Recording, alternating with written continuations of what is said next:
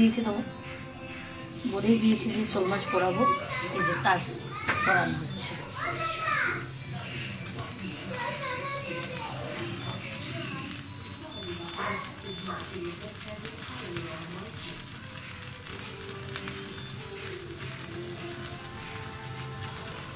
আজকে শনিবার যেহেতু তাই মাছও খেতে হচ্ছে, শোল পোড়াও খেতে হচ্ছে আমাকে।